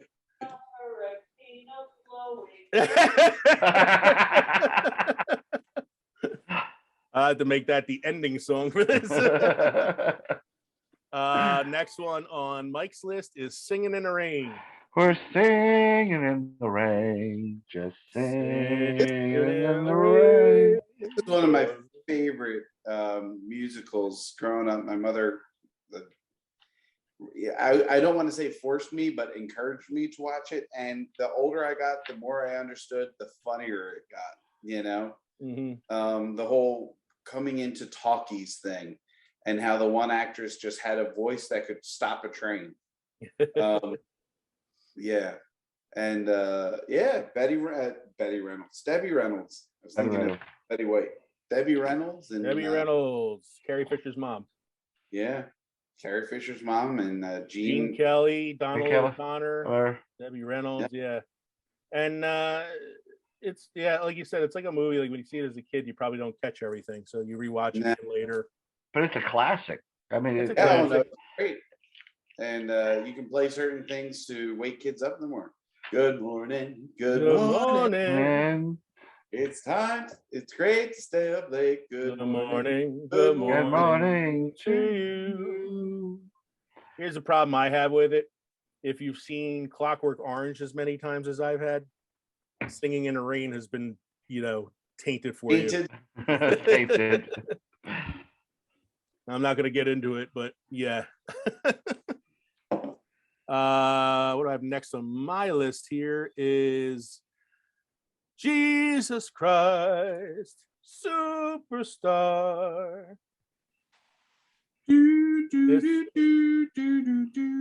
This is a movie musical that is like quintessentially the 70s. Yeah. I mean, So you're talking about with Donny Osmond, right? It's Donny like take Osmond. the musical. Well, I think he did a stage version though. Donny Osmond did Joseph and the Technicolor Oh, Dreamcoat. right, wrong one. Okay, you're right. No, this was like taking hair and putting it into the New Testament. Exactly. What's the buzz? Tell me what's happening. What's the buzz? Tell me what's happening. What's the buzz? Oh God, it's a great musical, and so there's different versions of it too. This is one of those ones that was like updated. So the original one was 1970s. Was based on another Andrew Lloyd Webber musical. The film was made in 1970s. Costumes are very 70s. The actors all look like hippies, you know. And then in the 90s, they reinvented the play, updated the costumes, changed the music a little bit, and did like a more updated version of it, which I saw at the Academy of Music in Center City. It starred the original actor as Judas from the movie, which was pretty cool to see the original actor play that role. Mm-hmm. And Jesus was played by Sebastian Bach, lead singer of the 90s heavy metal band Skid Row. Oh. It was 18. Oh, I forgot it. it was an interesting take on Jesus, to say the least. Yeah. And then there was another film version in the 2000s that was based on the revamped stage play of Jesus Christ Superstar. It's pretty good. The costumes are all updated. The Roman soldiers look more like World War II, like Nazi kind of costumes now, as opposed to like the real 70s era Roman soldiers from the original film who wore purple tank tops with a picture of Caesar's face on it. But it's another really fun musical. Got some pretty catchy. A good Easter movie. Yeah. There's a great scene in it where he goes to see Herod, and Herod's song is kind of like the musical, like the comedy interlude in the musical. And he's like, "Oh, so you are the Christ, you're the great Jesus Christ. Prove to me that you're divine. Change my water into wine. That's all you need to do." And so it's like this very like upbeat, like almost like 1930s like big band song. Next on Kev's list is The Hills with the sound of music.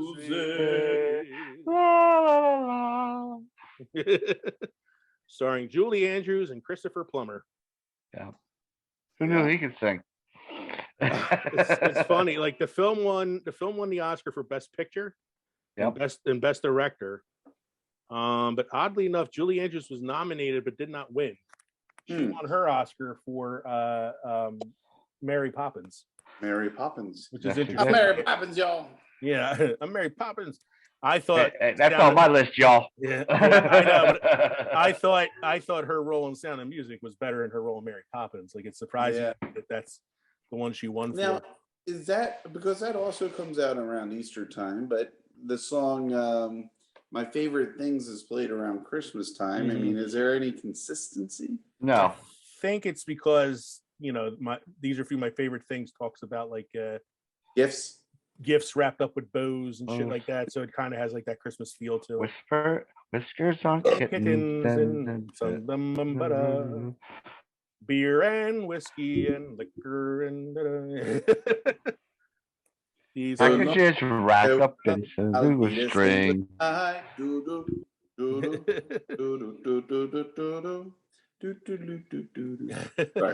Okay, no. I liked at the beginning of the movie where he's showing her the whistle for all the kids, and she's like, what sounds for you? And he's like, what? So a tear, a female rain, a drop of golden sun. Christopher Plummer, who starred in this film, hated it.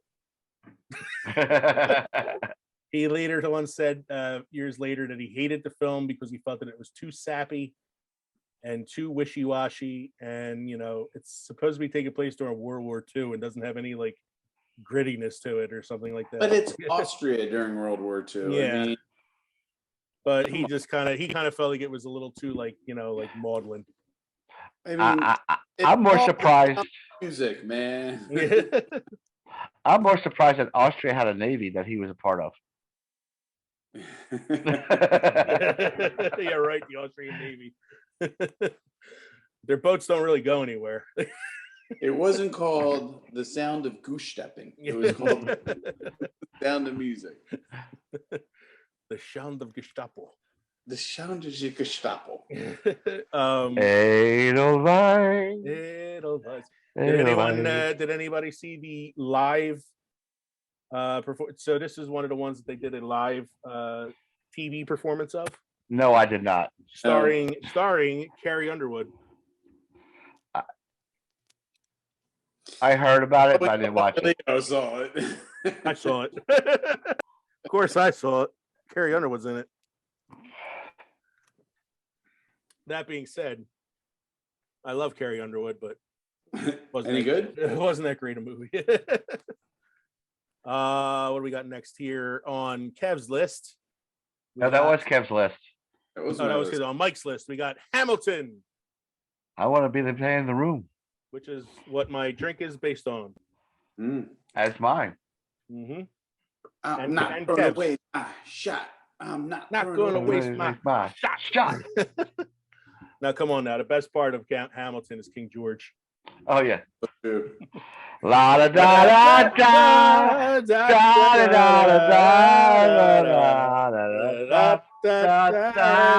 da.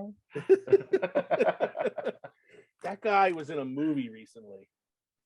Yes, he was in the Matrix Resurrections. Was he in the Matrix Agent Resurrections? Smith. Okay, that's him. Yeah. He's also the voice of Kristoff in Frozen. Oh, really? Yep. I didn't know that. Yeah. Yep. All I know is you just watch him in Hamilton, and that man puts his heart and soul into that role. Not to take anything away from the other people. The guy that plays Thomas Jefferson is great. Oh God. Or Lafayette. Yeah, Lafayette and Jefferson. Yeah, I really enjoyed him. And Lin-Manuel Miranda, of course, it was good. And then I watched it on Disney Plus when they released it. Yeah. So I never got to see the live performance. No. Nor did I. But it was very good. I enjoyed it. I don't know if I was like as in love with it as a lot of people were. A lot of people were in love with it because of the political statement it was putting out. Well, the political statement, but also the urbanization of the musical, which I think is not something that's expressed too often. Mm-hmm. Yeah, and I mean, but I enjoyed it. I'm not knocking it. I did think it was a good musical. Yeah, it was good. The last one on my list before we get to the honoraries in a little bit is Fiddler on the Roof. This is another one that I have a sentimentality to because it's the second play that I did in high school. Second musical that I got to perform. And I played Perchik, who was one of the love interests of one of Tevia's 5 daughters. Tevye in the film is played by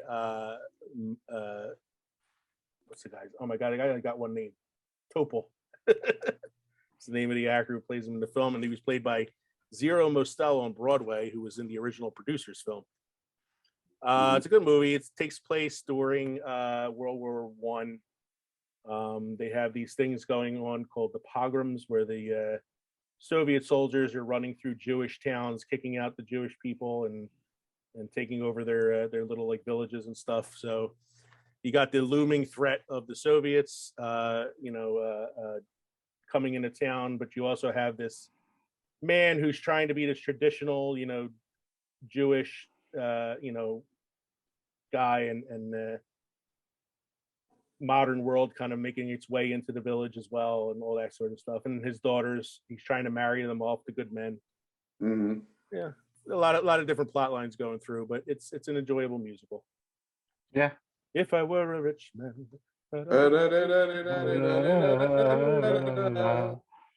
Of course, that would be covered many years later by Gwen Stefani as If I Were a Rich Girl. Next one on Kev's list is Chicago.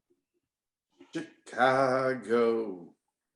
My kind of town, Chicago is. I'm sorry, that's Sinatra. Yeah.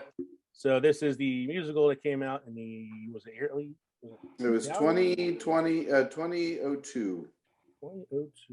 2002. Wow. This Yep. movie's Had, 20 years old already, this film? Yeah. Jesus. Catherine Zeta-Jones, Renee Zellweger, And all Richard that jazz. Gere, and all that jazz. Tay Diggs, Dominic West. I saw this in the theater with Katie, and we weren't even married yet. We were still dating. That's how old this film is. Yeah. Two death I've seen row bits and murderers. pieces of it. Yeah, I like the whole like satire of it. That this is about women who are in jail for murdering their husbands or boyfriends or whatever, and they become popular because of it. Women are copying her hairstyle and all that stuff. Got some great performances in it. It's one of those ones I watch it. I'm like, wow, I didn't know Richard Gere could sing. Yeah. I really like the John C. Reilly character. He's Renee Zellweger's husband, Yes. and he's like the guy that like he sings the song about how nobody sees him. Cellophane, Mr. Cellophane, should have been my name, Mr. Cellophane. Megan likes the Cell Block Tango. Cell Block Tango is a great song. Feel so bad for the little Hungarian lady who was innocent. She's the only one who gets executed in the film.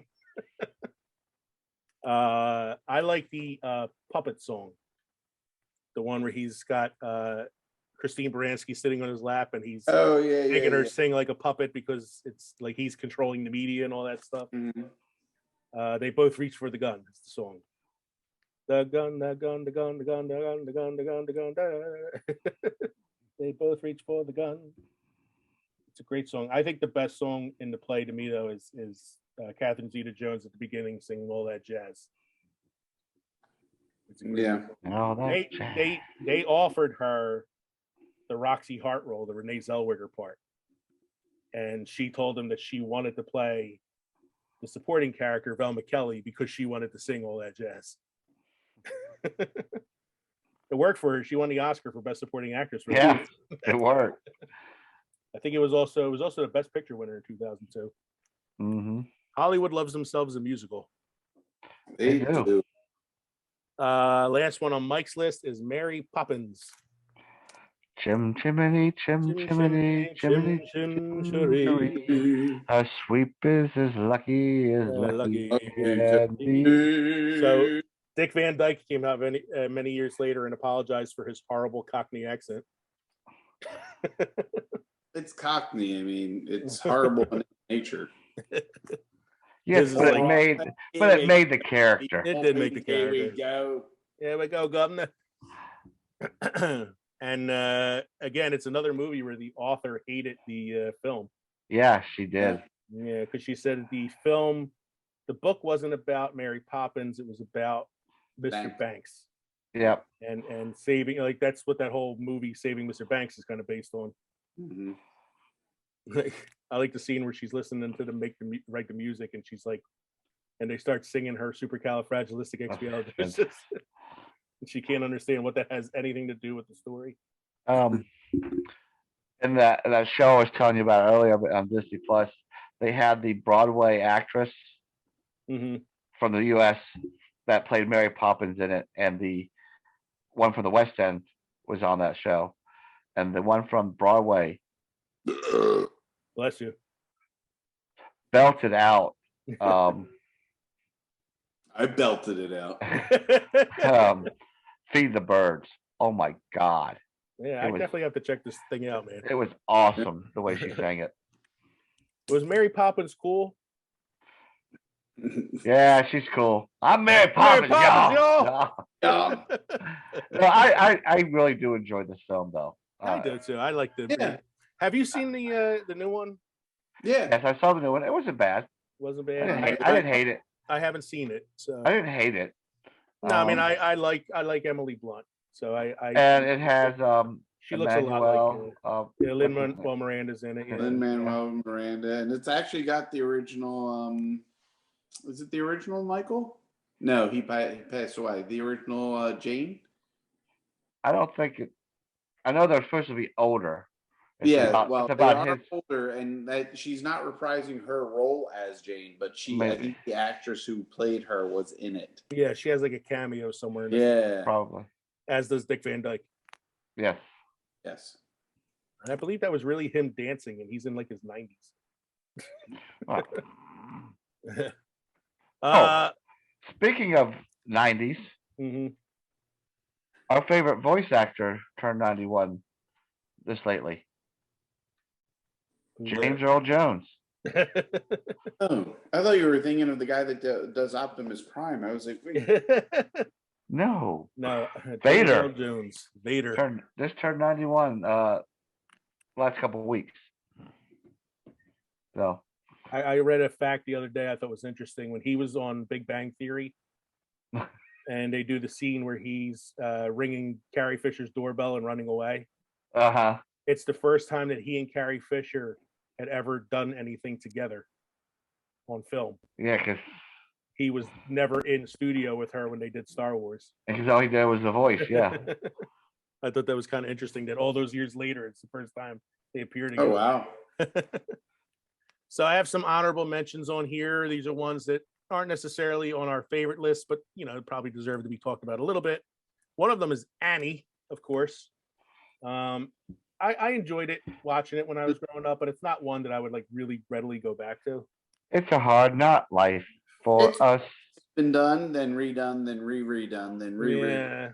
So, I mean, I do enjoy the Daddy Warbucks performance. mhm. Who is that? That's I never remember the actor's name. He was in Big Fish. Yeah. He was in he was the original Pierrot in Murder or an Express. I can never remember his name. It's pissing me off. I like Punjab. Albert Finney. Albert Finney was the actor who played Daddy Warbucks. Yeah, Punjab. And then you got Carol Burnett. Carol Burnett. Carol Burnett. One of her few. Bernadette Peters. Yeah. You got a Bernadette Peters thing, don't you? I do. You have the Bernadette Peters coin purse like Deadpool. I got a Bernadette Peters tingle. Lost my train. Oh, Carol Burnett. Yeah, we're on Carol Burnett. One of her few film roles that she Yes, it was. because she preferred the way that TV shows were filmed over how movies were filmed. Yeah. But Annie's a good film. I mean, you know. Yeah, good. I have on here Across the Universe. It's one of those musicals that's based on music rather than story around the music. So it's all Beatles songs in the soundtrack, but the movie and the story are about the 60s and it's 70s. About the 60s, about this group of 20 somethings living in New York and growing up around the turbulent 60s. Yeah, but trying, with Vietnam going on and the civil rights movement and everything else, and Jude. Yeah, and, so you got a lot of there's the Vietnam War in there. You got the civil rights movement in there, drug use, all that stuff, like anything going on in the 60s, but told from the point of view of Beatles songs. Yeah, it was very clever the way they did it. One of my favorite scenes in the film, it's kind of disturbing, but I think it's a cool scene, is when the brother gets sent to Vietnam and he gets so traumatized that when he comes back, he's in the mental hospital. And he has this whole bizarre, surreal sequence where they give him morphine or something, and he starts saying happiness is a warm gun. And it's a real Salma Hayek, Salma Hayek cameo as the nurse, and it's a bizarre scene, but it's really done pretty. And preceding that was the Heavy. Is that the name of the song? It's I want you. That's it. Yeah, I want you. Yeah. I want you so, and the whole choreography with it, amazing. It's a cool scene. Yeah, there's a great scene where he's in Vietnam and he's singing "Strawberry Fields." Yeah, it's so opposite of what he's saying. Where the one character is playing guitar in the bar by himself, and he's playing "How My Guitar Gently Weeps." Yeah, it's a great. It's not to be based off of Jimi Hendrix, and then the other artist was supposed to be based off of Janis Joplin. It's really well done, the way that they have a lot of like 60s stuff meshed in there, you know? Yeah, I'm gonna say like it's not a great movie, but it's entertaining, and you can't really go wrong with the Beatles soundtrack. So Yeah. Right. That introduced me to some songs that I hadn't heard. yeah, Weren't so popular in the house, but like, like they were happiness is a warm gun is not one that I was like really all that familiar with. Yeah. Sweeney Todd. I love this movie. Really, I'm not that big on it. I do. You don't like the Demon Barber? I mean, it was interesting. I thought Johnny Depp was pretty good. Helena Bonham Carter was great. Yeah. In it. I liked Alan Rickman's performance in it. Yeah. Talk about disgusting stuff, Kev. They turn people into meat pies. I know. Right? I mean, you'd think that that would kind of, I mean, you don't really see much of it, but you get the idea. And at the end, spoiler alert, when Helena Bonham Carter's character gets thrown into the furnace, kind of shocking. But no, I thought it was just clever. Sondheim, right? Stephen Sondheim? Stephen Sondheim, yeah. Yeah. Well, and I thought it's a good honorable mention because it was a play first. They got moved into a movie. So it's and it definitely has that Tim Burton feel, of course, because it's Burton black and white, red. Yeah. Got Johnny Depp and Helena Bonham Carter. Yep. I put on here That Thing You Do. We have like a little argument going here as to whether or not that is an actual musical. Not. I think it's if you consider that, how about the Five Heartbeats? Yeah, I'm gonna say it's probably less. It's a musical with one song. It's probably less a musical and a movie about a band. Yes. The movie about a one-hit wonder. And I could kind of say the same thing about Sister Act. I don't know if you would consider that a musical. They sang on stage. More of like a movie about a group that sings. Yeah. I do love Whoopi Goldberg in that film, though. She's great. Yeah. Now we forgot to include Spinal Tap. This is Spinal Tap. Spinal Tap. I'm sure there's a lot of ones that like I don't have. Like another one of my favorites that I didn't put on the list is Guys and Dolls, which is Frank Sinatra and Marlon Brando. White Christmas. I didn't put White Christmas on there because I feel like we talk about that so much already. Yes. And like we said, we didn't include any of the animated Disney musicals. No. That could be a list of its own. Adrian's mad that we didn't talk about Newsies. Newsies. Megan was saying Newsies too. I was like, what is this show, Newsies? You never seen Newsies? You never seen the movie Newsies? It was a Disney movie that they turned into a play. It was on Broadway too. Both are on Disney Plus. Newsies stars a very young Christian Bale. Yep. It's a movie about the boys that used to sell the newspapers on the corner in the 20s. Yep. They were called the Newsies, and it's like a story about them trying to unionize for better like wages and things like that. Oh. Yeah, it's okay. It's not anyway. It's not bad. But like I mean, there's definitely a lot of things out there that we forgot. I'm sure. I put on here as my last honorable mention Tick Tick Boom because I just saw it recently. It was recently released on Netflix, stars Andrew Garfield. It's definitely going to be nominated for some Oscars, particularly for Andrew Garfield's performance. He's amazing in it. Okay. Studied for a year, taking vocal lessons so that he could sing the songs himself. Wow. And he's while doing Spider-Man. While doing Spider-Man, yeah, he's amazing in it. He was getting ready for his part in Spider-Man Into the Dark. Into the Dark, Turn Off the Dark, I think it's called. So I'm going to pause it for a second so we can. So thank you everybody for joining us tonight for this extra long episode. It went off the rails a little bit. This is went off the rails a little bit. We had some fun singing some songs. This was episode 46, our favorite musicals. Yeah, I had fun this episode. It's probably the longest one we've done in a while. Yeah. So once again, don't forget to drop us a line at filmsandfermentation@gmail.com or visit us on all of our social media sites. We really hope you enjoyed our musical episode. Next week, we will be recording episode 47. Next week's a very special topic, badass female characters. We're going to talk about those women who can kick our ass any day of the week. And we Yeah. like it. And we like it. We like it a lot.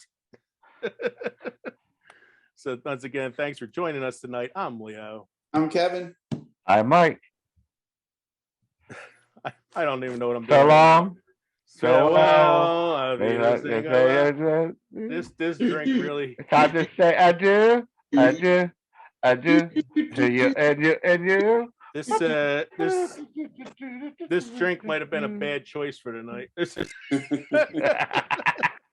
Milk was a So again, thank you for joining us here at the crossroads between pickled and fermented.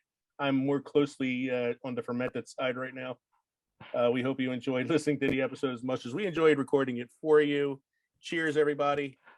Make sure you come back next week. All right.